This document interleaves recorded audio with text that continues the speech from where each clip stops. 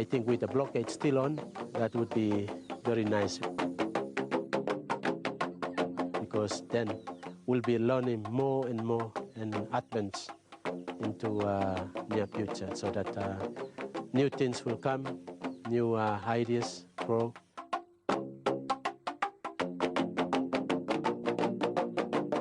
New ideas have been growing wherever I look, but the high point of this eco-revolution has to be the way they're still driving around without any proper fuel supply after 7 years of blockade.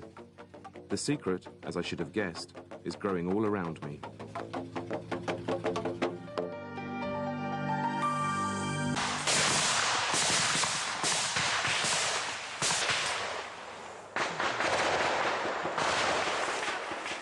Francis once stated that the war against Papua New Guinea could be won in a week. The war against Australia, that'd take a little bit longer. And by 1996, the Bougainville Revolutionary Army was winning. PNG's last big offensive turned into its biggest rout. And when we get to the island, the BRA hold about 80% of the territory.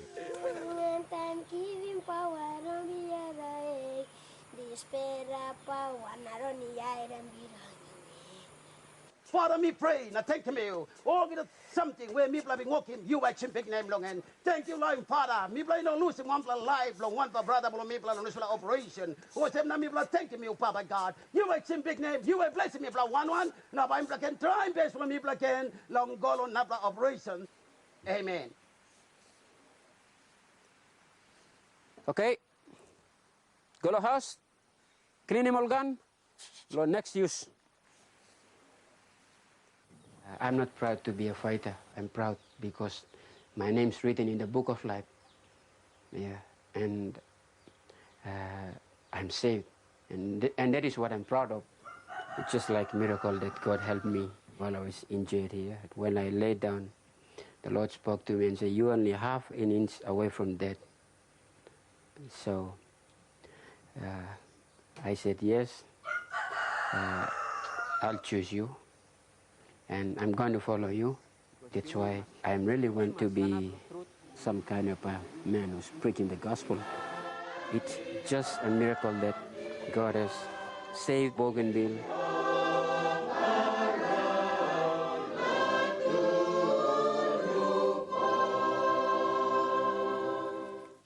Finding a way out is something the Bougainvillians tend to do with startling regularity.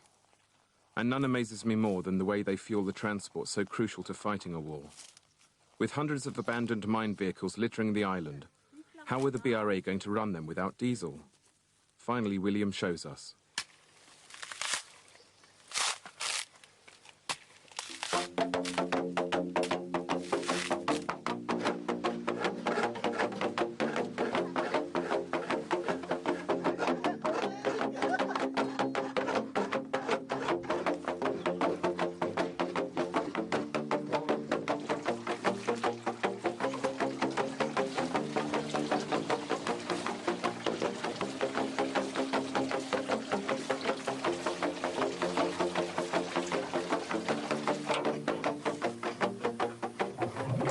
This is the complete thing of scraping the coconut, from scraping to squeeze to ferment, and then the last thing to cook the oil, the 1 liter oil, maybe about 15 dry coconut for a liter.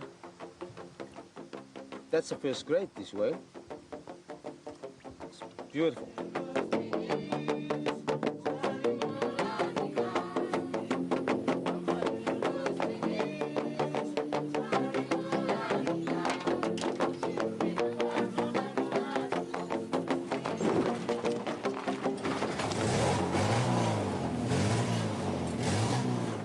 Sapos coconut inogat, sambla haplo revolution minating bamimplay na kumablo disla states. And everyone here is convinced that what they've achieved despite having everything against them proves beyond doubt that they can run their own state. Especially with all the ecological innovations they're sworn to developing further when they become independent. Across the region, resistance to and compensation from ecological devastation has upped considerably. And when the news broke of this obscure bunch of islanders beating Papua New Guinea and Australia and Rio Tinto Zinc, Suddenly, the international community got interested in beginning peace talks in mid-1997.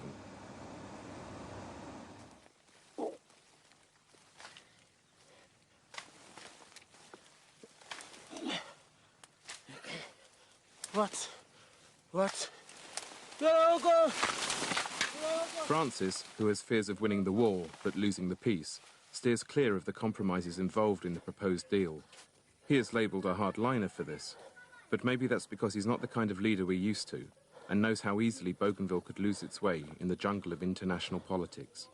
During my high school days, I was appointed to sweep the principal's house.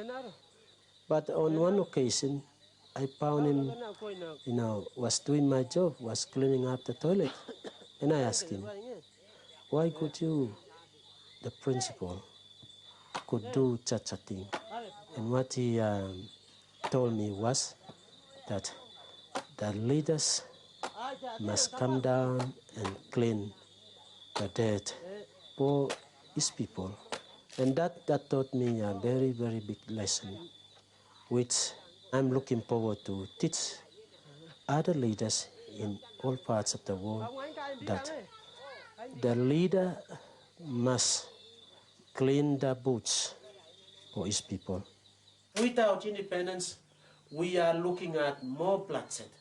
We are looking at more destruction of Bougainville through the means of, the Papua New Guinea government and Australian government, because they got a mining interest. They'll bring back all the multinational companies that destruct all the land. And is that freedom? Is that peace?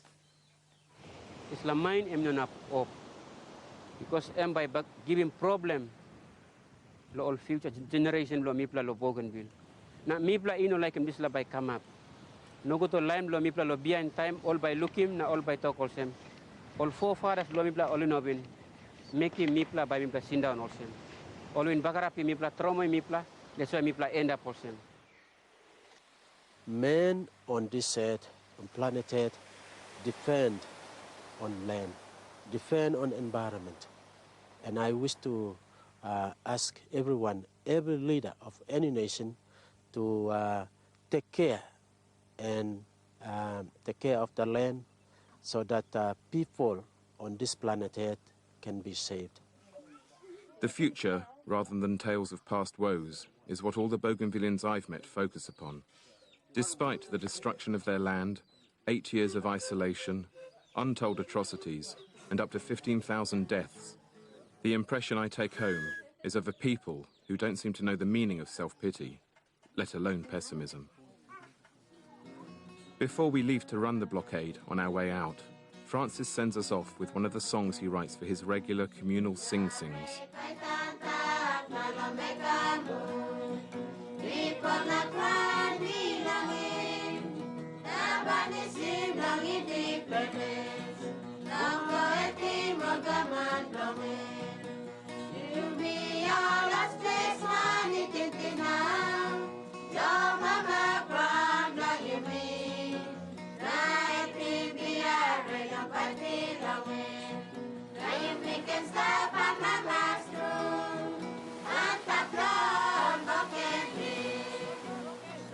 Since we left Bougainville, the peace talks have led to a permanent ceasefire being signed in April 1998. The blockade has been lifted and reconciliation and restoration are taking place. Yet Papua New Guinea is still dodging the central demand of the BRA, a referendum on independence. Things aren't over yet. But whatever happens, when it comes to self-help and ecology, the Bougainvillians have already given the world many lessons it can learn, if it ever chooses to. So I used to thank Papua New Guinea government for imposing a blockade, because if blockade wasn't imposed on Bougainville, we wouldn't develop this part. Nobody has been trained, but so natural talent that we are developing. We are